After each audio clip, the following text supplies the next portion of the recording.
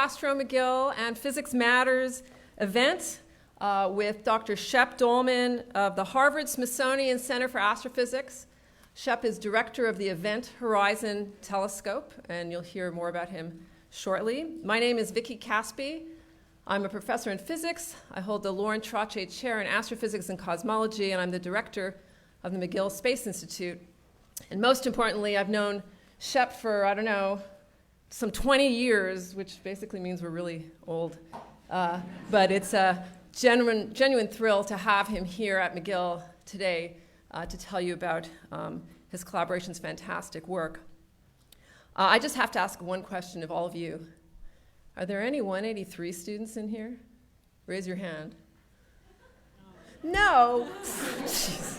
There was one? Oh, yay! Thank you. Okay. Thank you for coming.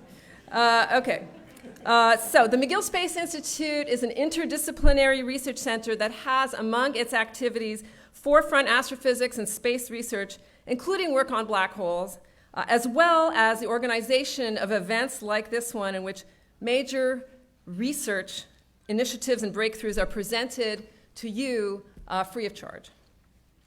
This outreach is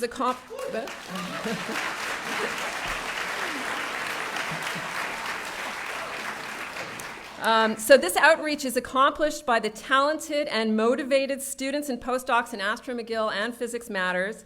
And we have to give particular kudos tonight to Carolina Cruz-Venaccia, who is coordinator of the McGill Space Institute.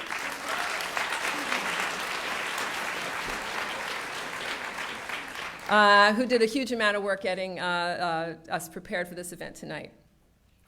Shep's visit here and Astro McGill in general have been enabled by a generous gift by the Trottier Family Foundation, which is represented tonight by Loren Trottier, and I'd like to ask you all to join me in a big round of applause for Loren and his foundation.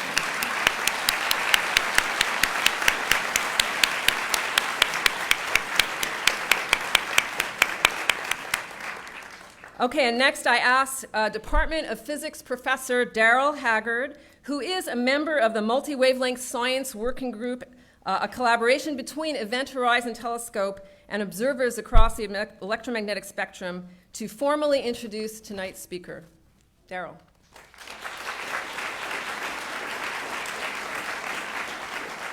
Thank you, Vicki. So I'm going to ask you all to give it up one more time for all of these volunteers, where you all stand up. I know you just sat down, but you have to stand up again.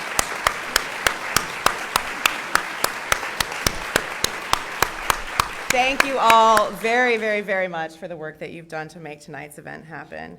I have two messages for the audience before I introduce Shep. One of them is that I'm going to moderate our Q&A at the end, and I'm going to try to give preference to the most junior people in the audience, so just a heads up about that, partly because you all, this legacy is now on your black hole images in the future. And so I'll try to keep my eye out for all of you. The other important thing you all need to know is that Shep flew in this morning and we have not yet fed him dinner.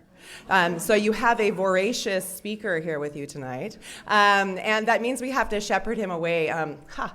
Shepherd him away for dinner soon after the talk. And so I know there's a desire to rush the stage and talk to the illustrious speaker, but we will at some point just grab Shep by the elbow and take him out of here so he can eat some dinner. We don't want him to think that everybody is starving in Montreal.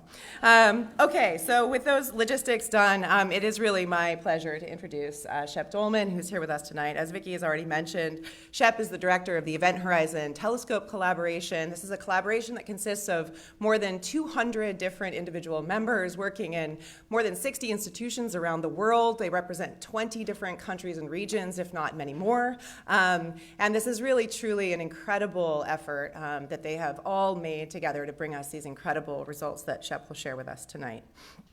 Shep is a Harvard Senior Research Fellow and a co-leader of the Black Hole Institute at Harvard. And he is a graduate of Reed College, where he did his undergraduate work, and the Massachusetts Institute of Technology, also known as MIT, where he did his graduate work. I talked to Shep earlier today. I wanted him to highlight something on his CV that he felt particularly proud of. And he told me that one of the things he thinks is particularly cool is that he was a research fellow at Murdo Base in Antarctica, and he wintered over in Antarctica. And if you know a little bit about what that's like, you might kind of wonder about Shep Doeleman, because wintering over in Antarctica takes a very particular kind of person. The sun never comes up. So if you're curious, you can ask Shep about that experience as well. And some observatories, for example, the South Pole Telescope, also contribute to tonight's collaborative effort. Of course, Shep has been recently instrumental in bringing us this truly exquisite first glimpse of the event horizon of a supermassive black hole, the supermassive black hole in M87, a galaxy in the Virgo cluster. This is showing us the point of no return for light. And so, without further ado, please join me in welcoming Shep Doeleman for tonight's lecture.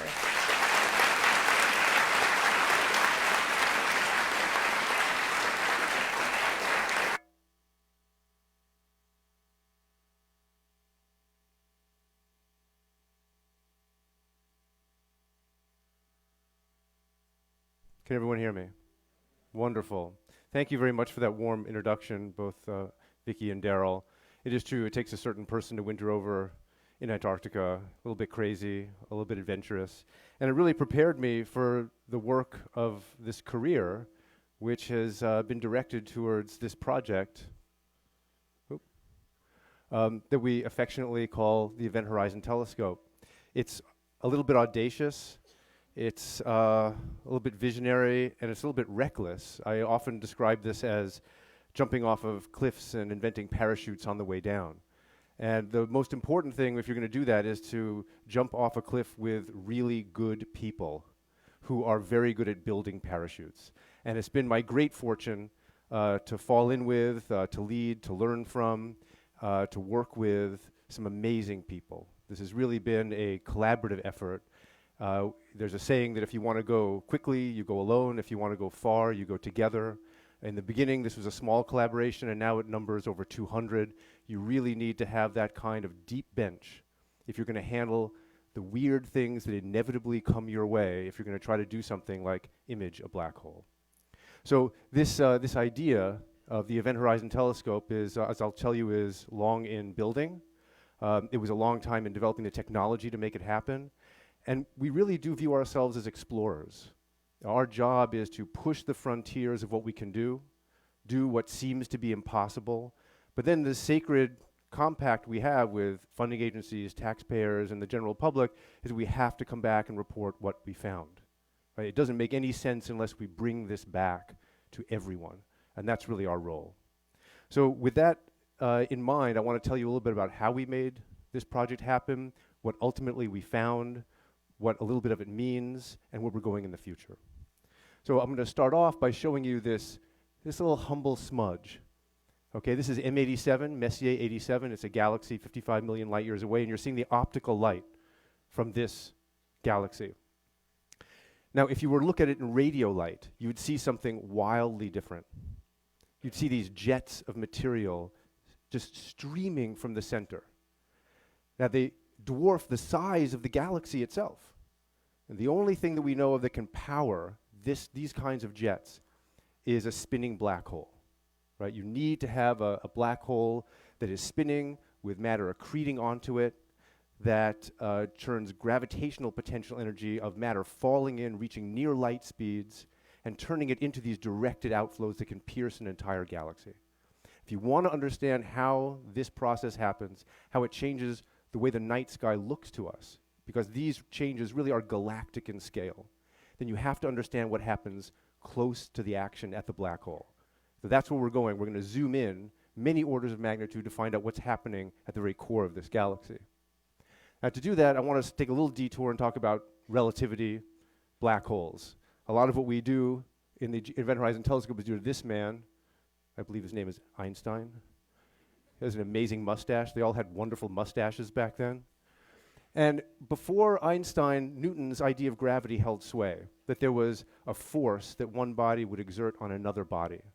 And Einstein changed this. He said, no, gravity can be understood as a geometric bending of space-time, right? Matter bends space-time, it deforms it, and then light and matter move around this deformed space-time in what they think of as being straight paths, but is really along this curved membrane or space-time. Now, it immediately verified the fact that the orbit of Mercury was weird. The orbit of Mercury shifted a little bit every time it went around by just a very, very small amount. And Einstein's equations predicted and solved that anomaly. But that wasn't enough. So in 1919, 2 expeditions set out by boat. One to Sobral off the coast of Brazil, and one to Principe off the western coast of Africa to look at a total solar eclipse.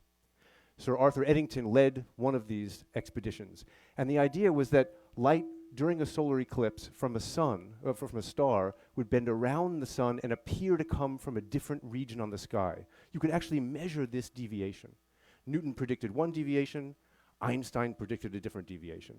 And lo and behold, when they actually looked at where these stars were, and you can see these horizontal lines here, they were offset by precisely the distance that Einstein predicted they would be.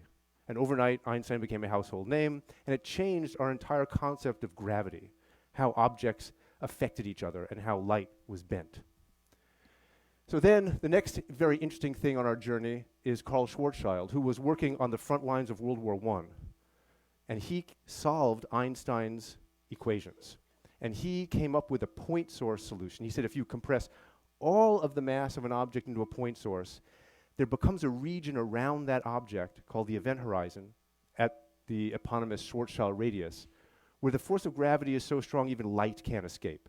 It's the ultimate cloaking device created by nature to hide this singularity, this single point where all the matter has been crushed into an infinitesimal volume. Now, I don't know about you, but again, the mustache, they really rocked them back then. I don't know about you, but he did this all in the front lines of World War I. He was in the trenches with artillery. He was computing the trajectories of artillery going overhead. While he did this, he wrote it on a postcard, mailed it to Einstein, and Einstein sent it to the Prussian Academy of Sciences and presented it. That's phenomenal. I mean, he should get a prize for this. I think he probably did. But the idea here is that this is where black holes were born. You can have an event horizon that shrouds a black hole that we can't see. And the whole idea, the notion of the Event Horizon Telescope is that we can make what is invisible visible. And just as we did with the eclipse here, when the sun goes in front of when the moon goes in front of the sun, you see the corona, you see things that are normally invisible. And that's what we're trying to do. Now, extremes of matter lead us to this idea that you can make a black hole. So it turns out that there are white dwarfs that exist in nature. They're about the size of the Earth, but the mass of our sun, that's pretty dense, about 10 to the 8th times what the density of water. So it's very, very dense, very, very compact object. But it's not a black hole yet. Now, there are other objects called neutron stars that are studied here at McGill and elsewhere, where you can have a whole star compressed to the size of Boston or the metropolitan Montreal area. And that's even more massive, that's even more dense, but it's still not a black hole. Above about a mass of 2 to 3 times the mass of our sun, nothing can stop the force of gravity, and everything compresses into a single point. Okay, and that's what we're after. These are stellar mass black holes, and we can observe these in nature or observe their telltale signs. Now, what we're after is truly big game, because if we're going to resolve an event horizon, we have to target a massive black hole, a truly big black hole. And early on, in about the 70s, people looked at the nucleus of whole galaxies, where these jets are coming out that I showed you before, and they saw that gas seemed to be moving very quickly towards us on one side and very quickly away from us on the other side. And we were able to measure the rotational velocities of this gas. And we immediately saw that there had to be an extremely massive object at the center of these galaxies. And this gave rise, along with other radio observations, to the notion that there were supermassive black holes in the centers of galaxies. And we now think that there are these supermassive black holes millions or billions of times what our sun weighs at the center of almost every single galaxy. Now, what would we see if we had infinite resolution goggles? So now I want to take you and zoom in with you to the very center of one of these galaxies. And this has been worked out for, over the past 100 years. This is a diagram from the 1970s made by Jean-Pierre Luminet, and a lot of the early work was done by James Bardeen in 1973. And they said that if you had this pancake of material orbiting around one of these black holes, there'd be no behind the black hole. The back part of the accretion flow flips up, right? So you wind up seeing the back part of it. That's what you're seeing here. And you see this telltale shadow feature. Now, the size of that shadow, it turns out when you solve Einstein's equations, is the square root of 27 times that Schwarzschild radius that I told you about before. That seems astonishing. The square root of 27 times a handful of constants, okay? But that is because the accretion flow, this hot gas madly trying to get into this black hole, heats up to tens of billions of degrees. You wind up with a flashlight, essentially, in 3 dimensions, illuminating the entire space-time around the black hole, and the light gets bent into a characteristic size, and that characteristic size is the square root of 27. And I think I have this is one of the first drawings made by Jean-Pierre Luminet. This is incredible. You'll see later what we actually saw. He made this by hand painting on negative paper with dye, with India ink, what he was calculating from his primitive computers, right? So this is really, truly visionary stuff. And this is, of course, what the 3D graphics of Interstellar tells us we should see, right? So he wasn't that far off from what we think we should see. Now, I want to take you first on a tour of the interior of one of these galaxies. We're going to go in first. These are the jets you see here, and we're coming into the center of this galaxy where you see an accretion flow orbiting that black hole. And you see the jets forming on the north and south poles of that spinning black hole. And this accretion flow is tens of billions of degrees, heats up, and you can see these individual photons, individual light rays bending around the black hole. And the ones behind that black hole get lensed into this circular shape, and you wind up seeing that telltale shadow, and the size of that is about the square root of 27 times the Schwarzschild radius. And what you're seeing here is the best that we can do with supercomputers. This is the best idea we had of what a black hole might look like when we put all the physics we know, all the materials we know, and we solve Einstein's equations. This is what we should be getting. You saw that ring there. That's the last photon orbit. That's the orbit that light takes around the black hole. So when we show you what we found, you should be thinking about the fact that light is actually orbiting around something. That's how strong the gravity is. So I'm sorry, this then shows you in more detail what I was showing you before. You have this bright ring here with this hot gas orbiting around it. Now, if we could measure the size of this ring, we'd be able to test Einstein's theory at the black hole boundary. Right? We expect it to be roughly the square root of 27 times the Schwarzschild radius. Now, where can we find a black hole like this? There are 2 places in the universe that we can go. And one is in our own backyard. This is the Milky Way galaxy. So we're going to take a tour in the Milky Way galaxy. We go in here through the constellation Sagittarius, and we go through a lot of gas and dust. And what's notable here is that as we go further into the interior of our galaxy, very few wavelengths of light can penetrate this far. Infrared, X-rays, and radio. So by the time you get to the very center here, you're seeing filaments of hot ionized gas rushing into the center of the galaxy. And this dot here is what we are almost certain is a 4 million solar mass black hole. It's a black hole that weighs 4 million times what our sun does, being fed by that hot ionized plasma. And when you look inside, in the infrared, you see stars orbiting that black hole.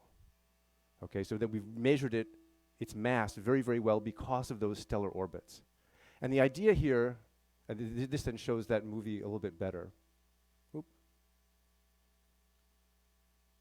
I'm not sure if it's going to play, actually. Oop. There it goes. So these are actually stellar positions. And you can see that this yellow one here makes a full orbit and then comes back. This is extraordinary. You're seeing something. You're seeing a monster toss stars around like they were planets, okay? And this is not too far away, right? This is about 25,000 light years away, okay? So we know there's something very, very mysterious and massive in the center of our own galaxy. And then let's take the same tour into the center of M87. M87 is a completely different kind of object. It's 6.5 billion times what our sun weighs. And you go through the center of not only of our galaxy, but you go into intergalactic space. And you travel 55 million light years from the Milky Way galaxy. And you come to this galaxy we saw before. And you zoom in even further. And you see this jet feature here. And you zoom in even further. And at increasing angular resolutions and magnifying power, you see deeper and deeper and deeper. And the question is, what is in the center there? What do we see when we actually turn the Event Horizon Telescope at its absolute highest magnification on this object? This is the best image that we have so far, and the question is, what's in this central area right here? And without further ado, this is what we found. And I'm sure, raise your hand if you've seen this image before. Okay, I mean, this is extraordinary. This was on the front page of almost every major newspaper in the world. And one of the things we're going to discuss here a little bit today is why this resonates so deeply with us. Why is it so important to see something that we thought was unseeable? Okay, and what you see here, just to give you a little map here, is you see that photon ring, and it's about the exact size we thought it would be based on some of the early mass estimates that we have for M87. Einstein passes the test. We also see, based on those simulations you saw before, that the bottom part is brighter than the top part. That's because the gas on the bottom part is coming towards us at near light speeds. And when material moves at light speeds or near light speeds, most of the radiation from it gets beamed towards you. It's a Doppler effect. It's a little bit like when a train whistle sounds higher in pitch when it's coming towards you than when it's going away from you. So we fully expected to see part of this ring being brighter than the other part. Again, another check for our theories and models of how black holes operate.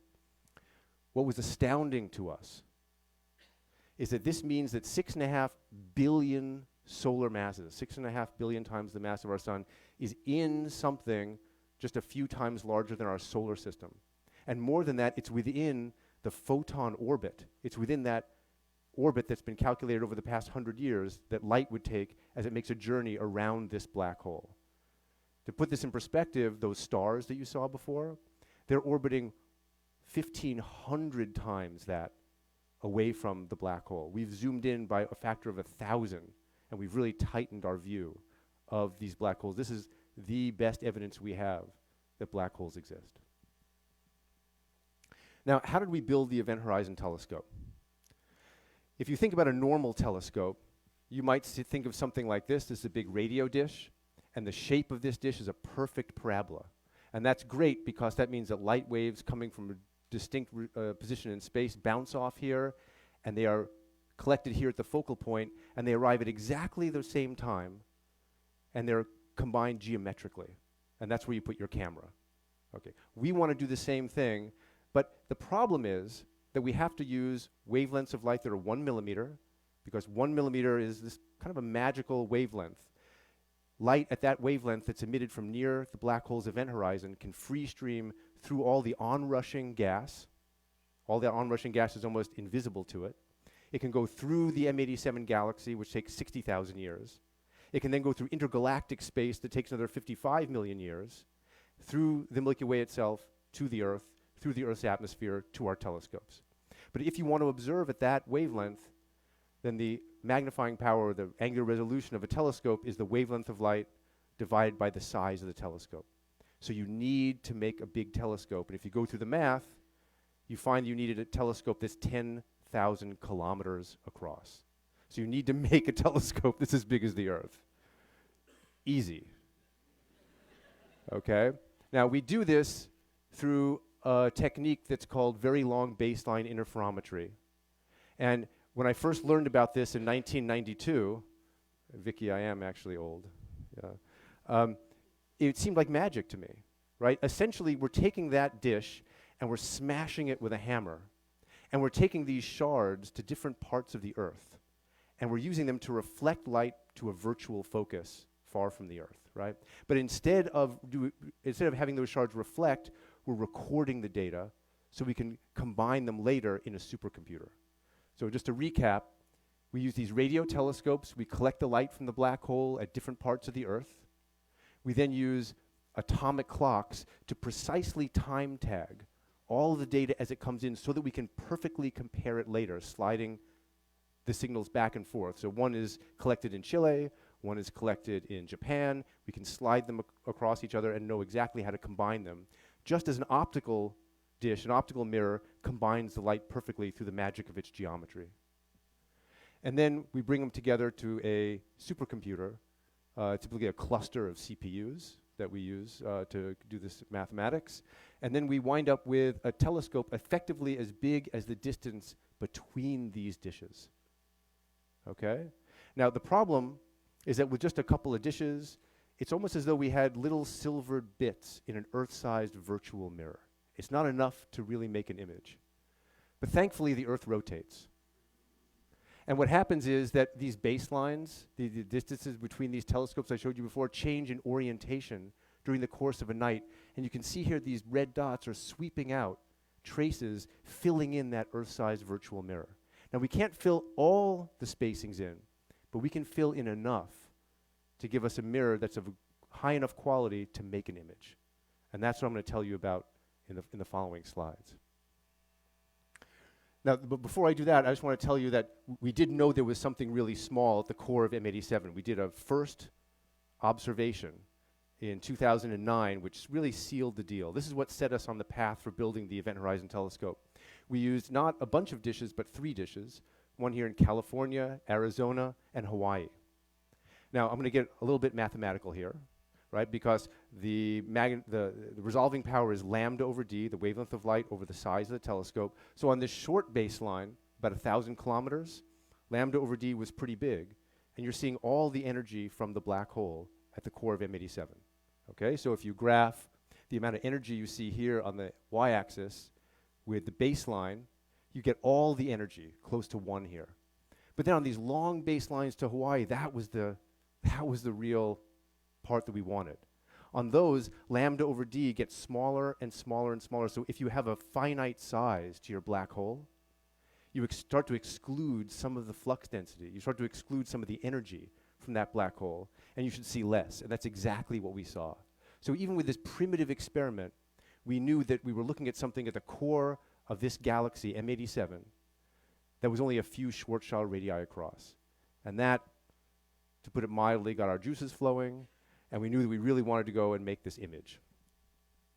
So then we had to go over the next few years and build out this array. So we have the sub-millimeter telescope in Arizona, the large millimeter telescope in Mexico, 2 dishes, the sub-millimeter array and James Clerk Maxwell telescope in Hawaii, APEX and ALMA here in Chile. The South Pole Telescope even got into the game, and our colleagues in Spain and Europe helped us equip the EROM 30 meter with enough instrumentation to make that join.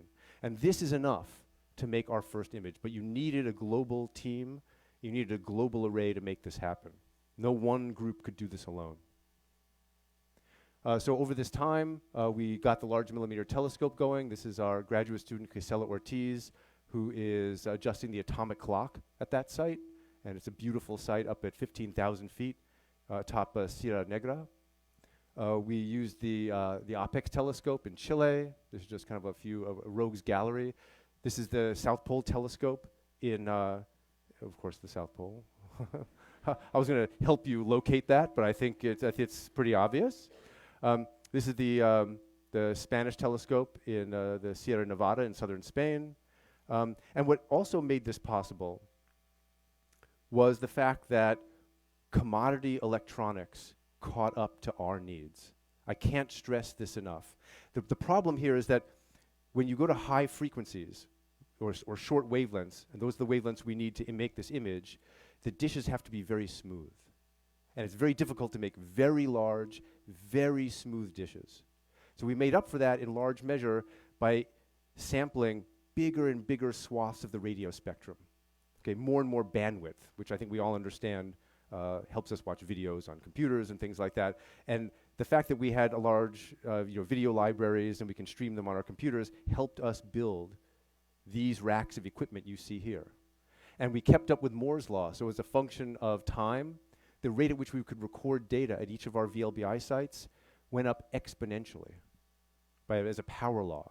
And this blue dotted line is Moore's law here. And as of last year, we were recording up here at 64 gigabits per second. The amount of data we can record now in one session is many tens of petabytes, right? And so the amount of data we recorded in 2017 that I'll talk to you about is basically the equivalent of a lifetime of selfies by 40,000 people. Okay, if that gives you some idea of how much data we are. So snap away, that's how much this is, 40,000 people.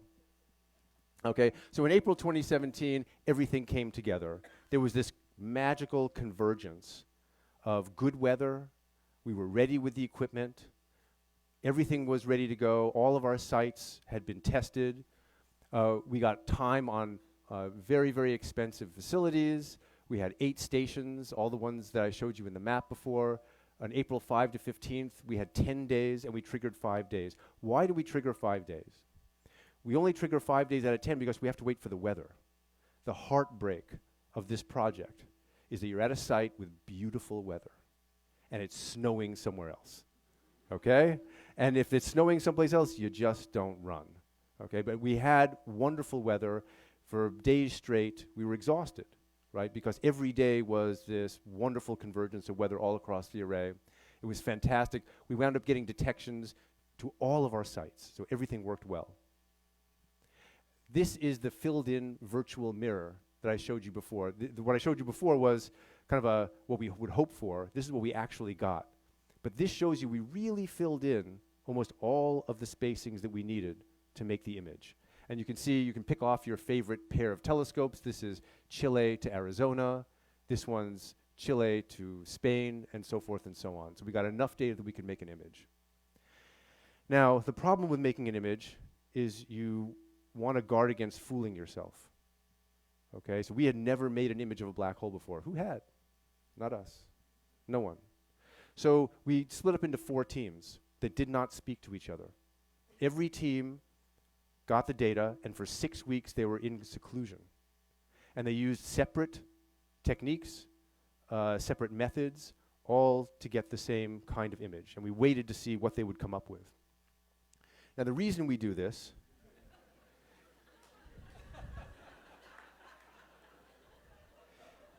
is that it is really difficult to tell the difference between labradoodles and fried chicken.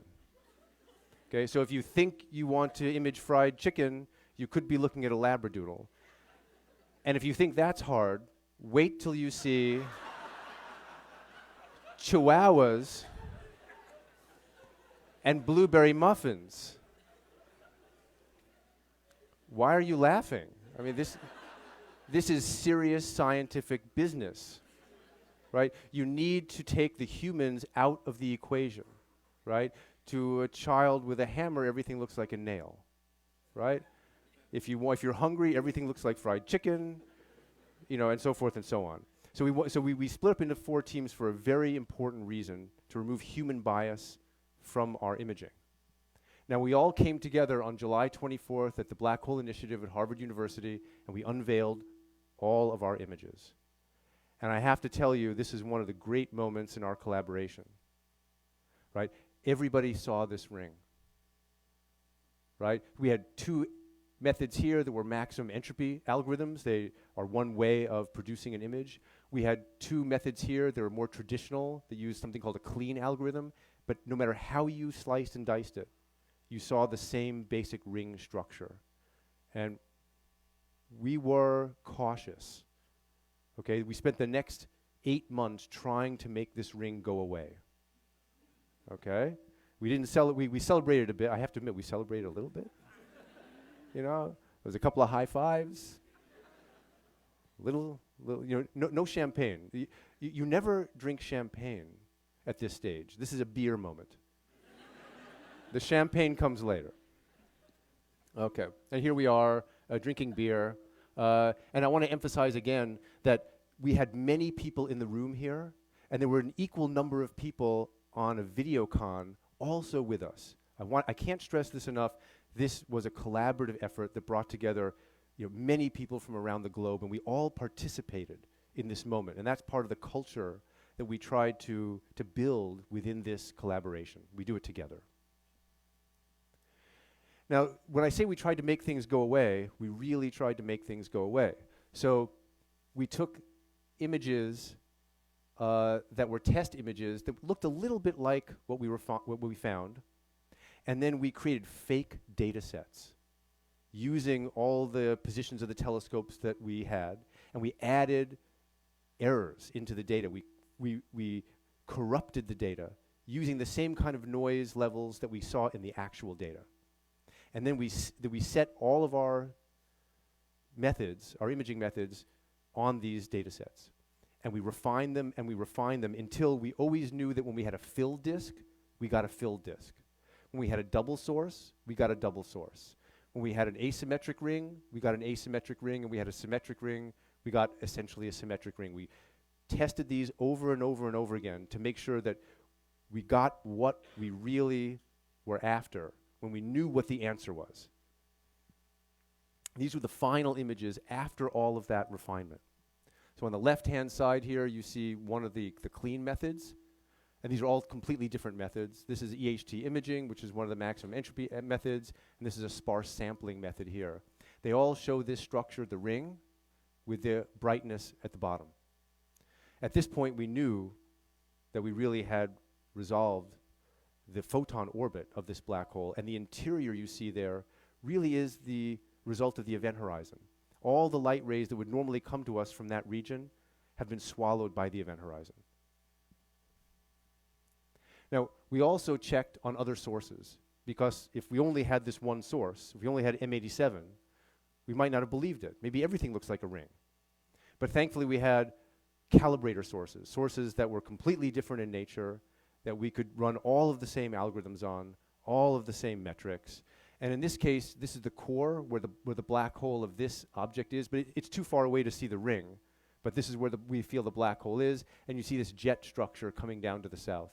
And for each of these methods, we got the same thing. This also let us know that we were not fooling ourselves, and we weren't seeing fried chicken because we were hungry. We also had separate data sets for 4 days.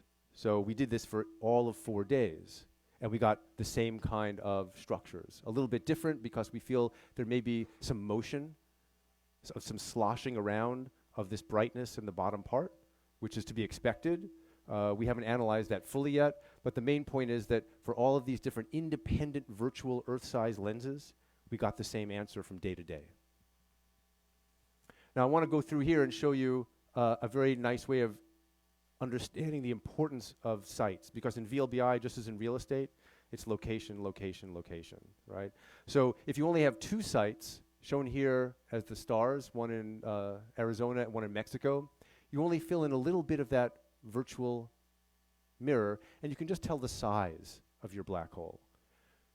When you add a site here in Chile, then you can do a little bit better, but you can't start to resolve the ring. All you can do is say there's something that's a little bit smaller. It's when you start getting outrigger stations here that you see a hint of the ring, and when you add something that's even further away in the opposite direction, that's when you get that ring structure. So by adding more sites, we think we can bring the black hole into even sharper focus in the future.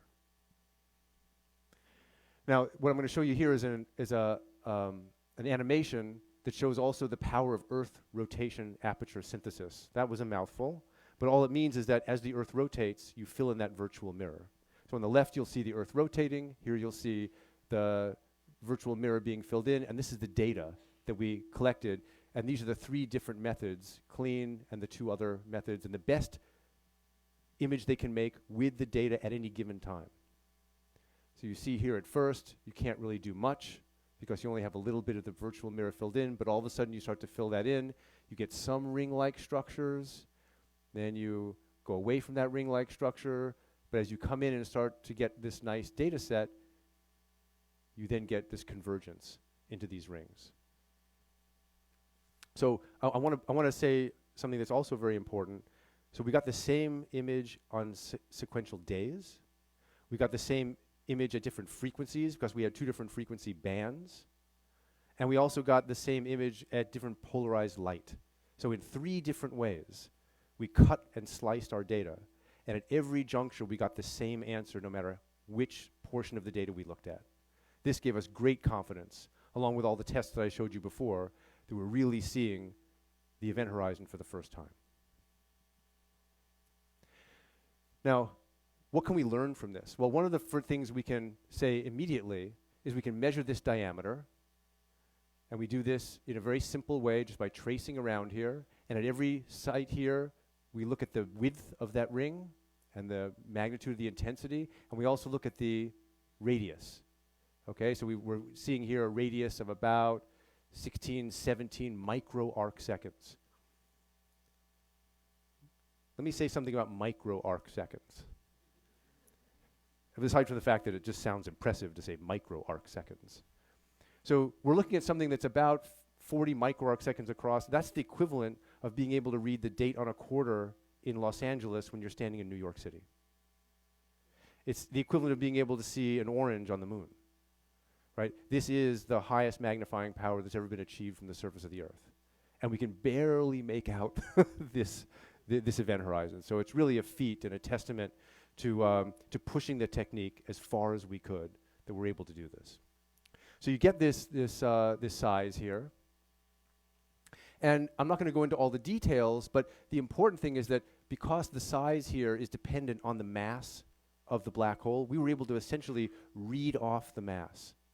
What we've done is we've taken a ruler and we've laid it across this photon orbit of the black hole, measured that photon orbit, and then understanding how far away this is. It's about 16.8 megaparsecs, or 55 million light years away.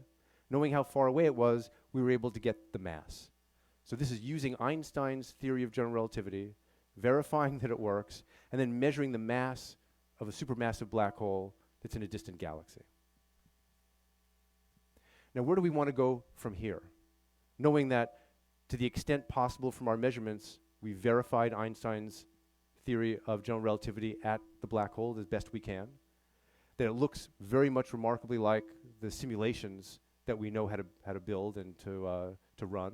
But where do we want to go in the future? Well, the idea is that we want to make movies. I mean, the human intellectual palate gets sophisticated pretty quickly. It wasn't 5 minutes after we announced this result that people were saying, "What's next?" To which we replied, "How much money do you have?" But it is, it's interesting, people are astounded by this, but then they just want to know more. And that's because innate in all of us really is the scientific curiosity that drives us as professional scientists. We're not satisfied with this either. All this does is really raise new questions. What do we need to know to refine our models even more? How can we make better tests of Einstein's theory now that we've created this laboratory out of one of the most mysterious objects in the universe? The answer is we can multiply by a factor of 2 all the sites around the globe. So all the purple traces you see here are existing sites. And we could fill in the Earth-sized mirror even more. We could then make snapshots as a function of time, stitch those together to make a movie. So as an example, this is the virtual mirror that you saw before. What's shown here in black is everything that went into the image that you saw. If we added all those sites that I showed you, we'd get all the red here. And if we went to a higher frequency, if we said, well, 1 millimeter is not short wavelength enough, we want to go to 0.8 millimeters, that will sharpen our focus even more, we get even more in the blue here. And if we get all of that, then we can start making images like this. So what we have right now is something that shows us just the ring of the photon orbit. But we don't know how that black hole launches jets. To understand how the black hole launches jets, we need to image this low surface brightness material here, this faint material here, that links the black hole to the jet that's streaming away at near light speeds. This shows a simulation of infinite resolution, and this shows what we think we can reconstruct if we had that future array in about 5 to 7 years' time. And just by adding small dishes around the surface of the Earth, we can now make a very, very detailed reconstruction like this. The thing that allows us to do this is that up until this point, we have used existing telescopes. Let's let that sink in for a minute. We did not build a new telescope. We went to existing telescopes, were smart about making systems that could make them work together, installed special equipment at these sites, and made them work in a way they were not originally designed to work to create an Earth-sized array. This is probably the best value for scientific dollar ever in the history of astronomy, right? Because we levered billions of dollars of existing infrastructure with just maybe tens of millions of dollars of investment to create something fundamentally new and deliver this result to you. Now, this is what I mean by making movies. I really mean making movies, okay? So this is the simulation that shows the swirling material around the photon orbit, and with standard reconstructions, we might be able to, we can't do that now. In the future, we might be able to do it, but the team, the EHT team, led by Michael Johnson, Katie Bowman, and others, have developed regularizers and specialized algorithms that let you tease out the motion of things. So basically, from snapshot to snapshot, you enforce a continuity. So the image at one time has to look a little bit like the image at earlier times. And if you enforce that, then you can start to make real movies that show the rotation around the black hole. That will lead us to new tests of Einstein. The shape and size of that shadow is one way to test Einstein. Another way to test Einstein is to time orbits as they move around the black hole. That's a completely different test of Einstein's field equations. Now, what's next? Space, right? I mean, the other way to get high angular resolution is you can either go higher in frequency and stay on the Earth, or you can leave the Earth and get larger baselines. And you can fill in the Earth-sized virtual mirror much more quickly if you do that. So what I'm showing you here are 4 orbiters moving around the Earth. And I'm going to show that again because I just love to see it. Look how, so the Earth is lumbering along. We get sophisticated pretty quickly, right? So the Earth is slowly filling this in. Look how fast those orbiters fill in the entire Earth-sized mirror. This is what allows us to make movies that we showed you before, and potentially increase the angular resolution by making the orbiters at larger and larger radius from the Earth. This is some really wonderful work done by one of our graduate students, Daniel Palumbo, at Harvard. So I want to start to conclude here by talking about what this means. We wanted to image something that was essentially invisible. We've been taught for many years, I was taught, that a black hole couldn't be seen. We were also taught that we couldn't devise an instrument that could see it. And we love a challenge. I think humans love a challenge. So I want to frame this in terms of making the invisible visible. These are iconic images. The first one is the flea that was drawn by Robert Hooke in 1664. All of a sudden, the worlds of the very small became visible.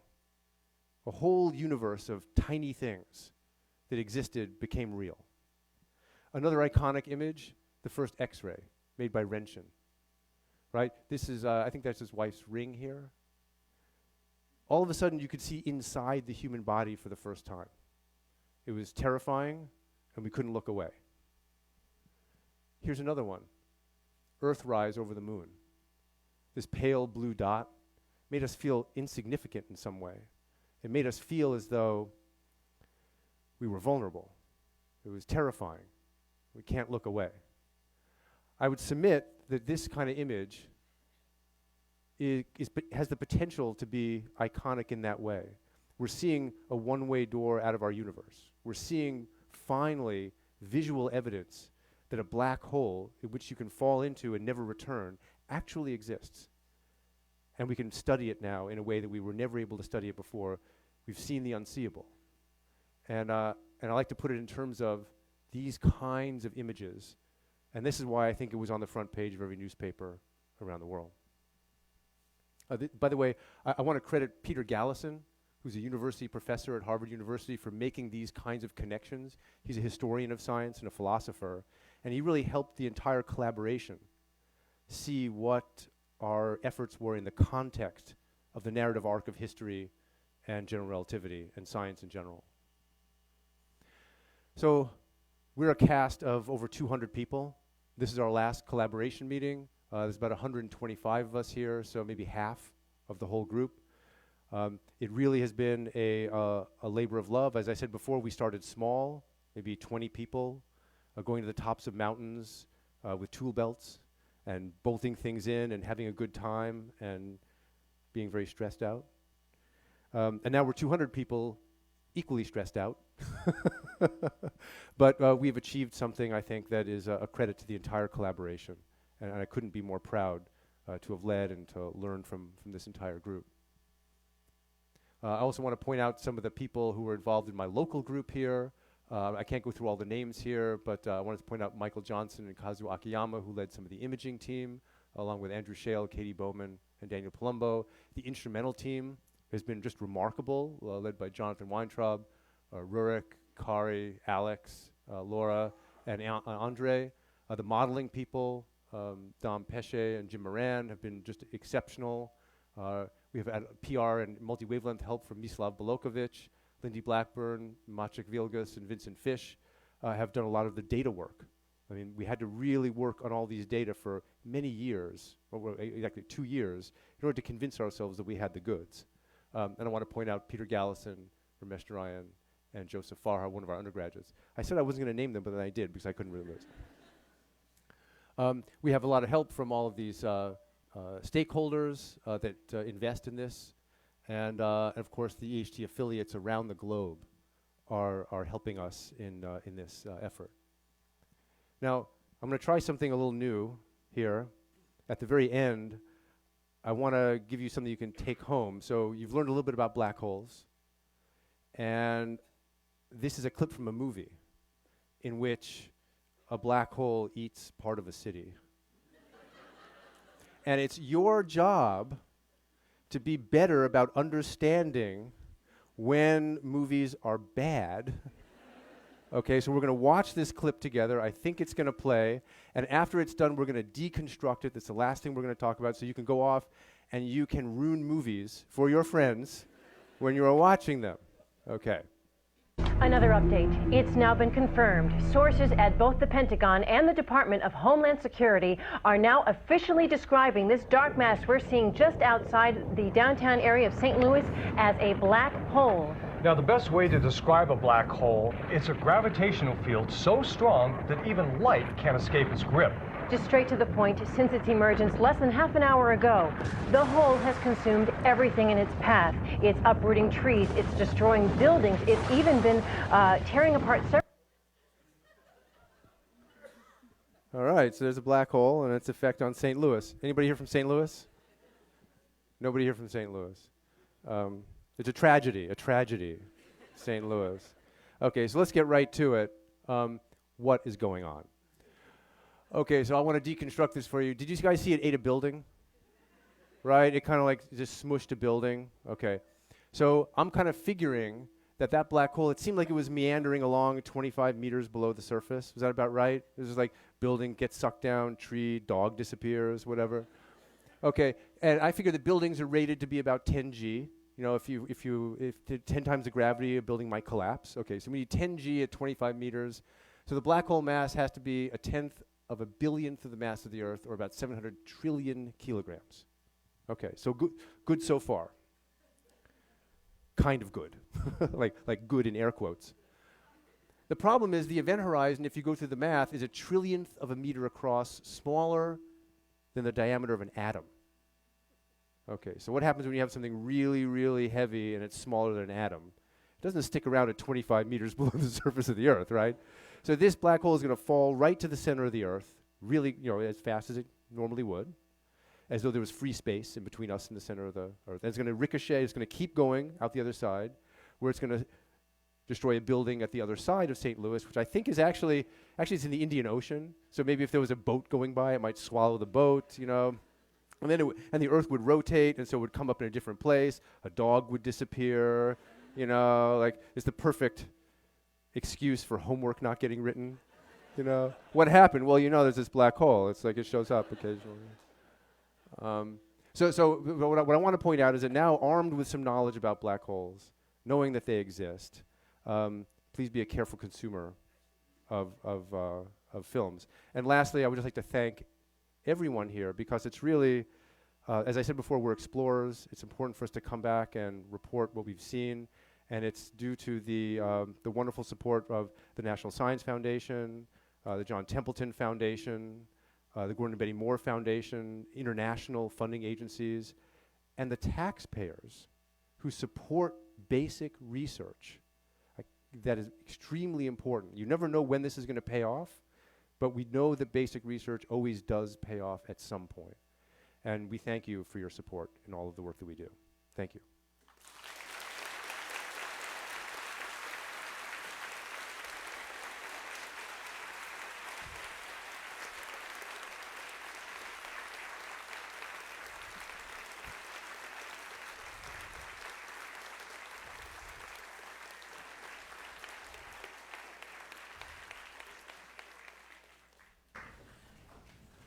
All right, as threatened, I am moderating the Q&A. So who has a question for Shep? I saw a very enthusiastic hand all the way at the back with a black long sleeve shirt on. You have to yell.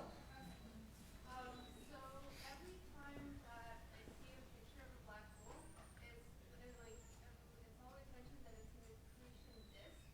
Why is it a disk? Shouldn't it be a sphere? Shouldn't it be attracting material everywhere?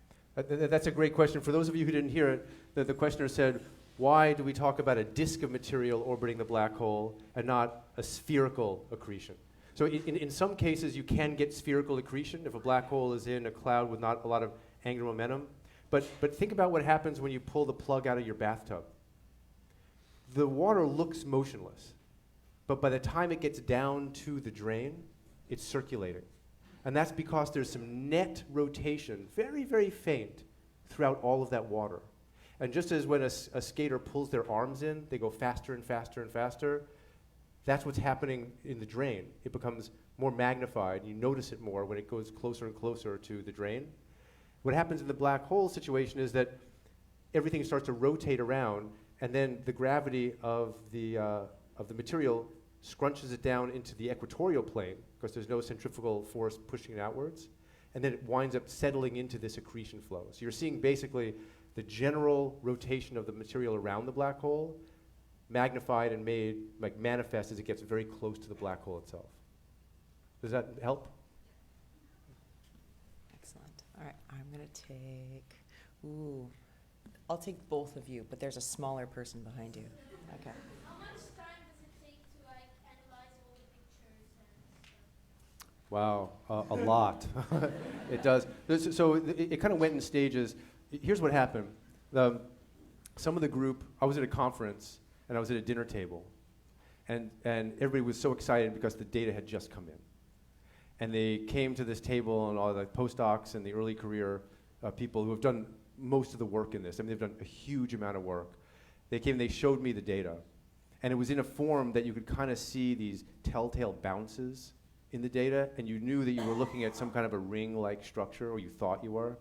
And that was really an exciting moment, right? I think everybody should have a moment like that in their careers where like, holy cow, we're seeing something that's startlingly new. But then from there to make the images, that then took us another 9 months. So we made the images in the summer. That was in the May. We made the images in the summer. We spent the whole fall trying to make the images go away. And then finally, we started to write up the results in the winter time, and we published them in April. The important thing is that we really interrogated the process. We really tried to make these things go away. And then we didn't announce anything until all of our results were peer-reviewed. So we made sure they were sent out to other people not part of the project, so they could look at everything that we did to see if we'd done it properly. Wait, hold on. I already promised one to the, a follow-up question?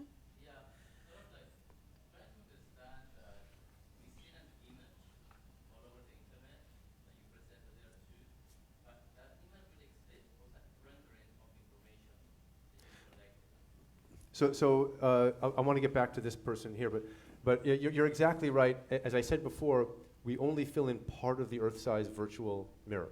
So we're trying to image it with imperfect amounts of data. Now, that being said, we make some assumptions about what we're looking at. We say, for example, that all the energy that we see has to be positive and not negative, that it has to be within a certain region. But once we make some pretty reasonable assumptions, then the amount of data we have is enough to create that image that we saw. But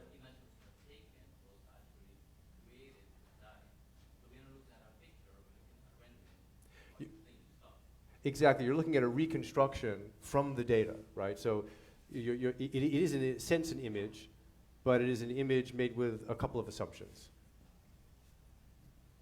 I want to apologize if this is a dumb question, but I noticed throughout your talk you were talking about testing Einstein's theories on relativity and how where you next wanted to go with this was keep testing Einstein, using that area as a bit of a laboratory. I mean, I guess my question is, after proving so much of what he said right through the work you did, I mean, is it ever going to get to the point where you guys are going to say, okay, well, enough of this theory of relativity, this is a law of relativity? I mean, is it ever going to be definitive? Yeah, that's a great question. And I think that's the question that people were asking about Newton. Like, hey, the cannonball goes up, the cannonball comes back down, what's to know, right? And what I would say is that, so first of all, this particular source is not the real source we want to use to test Einstein's theory. And that's because we don't know its distance very well. We only know the distance to within about 10 or 20%. So when we see that ring is going to be larger or smaller based on how far or close it is to us. So we've verified Einstein at the level of maybe 10 or 20% in this particular case. Okay. For the next source, we want to look at Sagittarius A star in the center of our Milky Way galaxy. There we know the mass and the distance to under 1%. So the next tests we make, if we're able to make the image of the black hole shadow for Sag A star, will be much, much better. Okay? And then there's the other test that I was telling you about, timing orbits around these objects is a completely different test.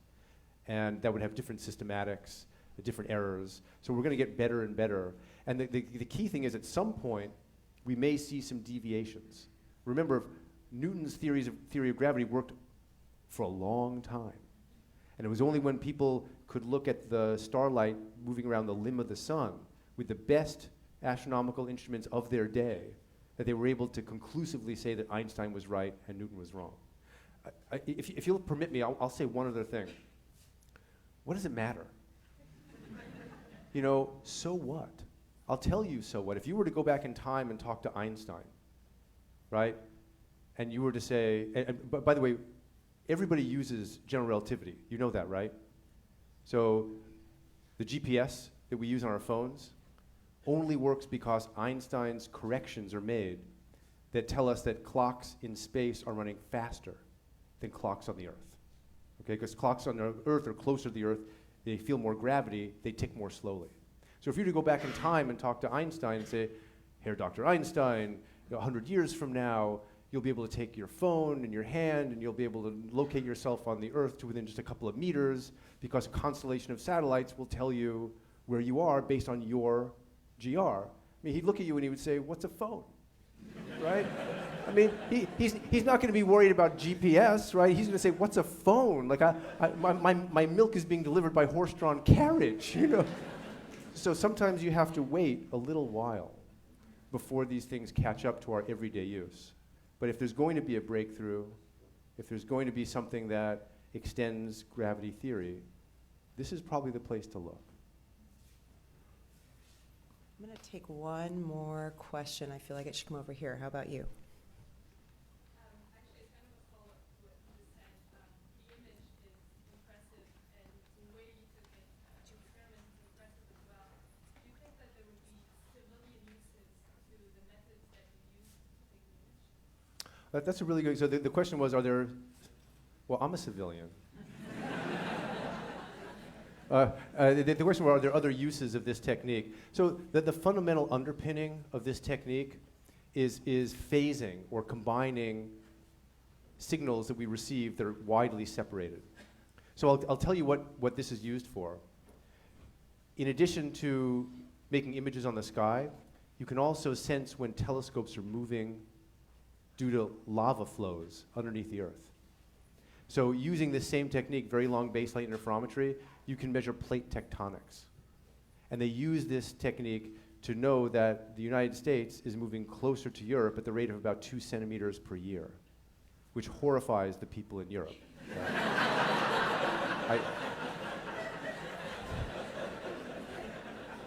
They would prefer it was 2 centimeters per year in the opposite direction. But that's one case in which you can turn this technique on its head and use it for Earth purposes, not for celestial purposes. But even more generally than that, the art of phasing together different apertures across the globe, that's the heart of radar that we use in cars, for example. So cars, when they want to tell how far they are away from somebody, are essentially using some of the same techniques that we use.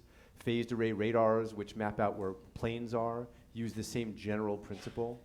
So it's by extending this principle to its absolute limits that we might think of ways to better our systems here on Earth. Right, I'm going to ask your indulgence for one more question, because you may not be aware that there are more people than are just in this room watching. So we have a question from online, from Facebook. The question is, would it be possible to put a telescope on the moon or even Mars in order to construct a more giant virtual mirror? Well, I didn't think there was anybody out there that was thinking bigger than we were. So a tip of the hat to the person on Facebook. So it turns out that sometimes too much of something is not good. Too much of a good thing is not as good as you think it is. It turns out if we were to put something on the moon, the angular resolution of that would be so powerful that we would need a very, very bright object on the sky just to detect it.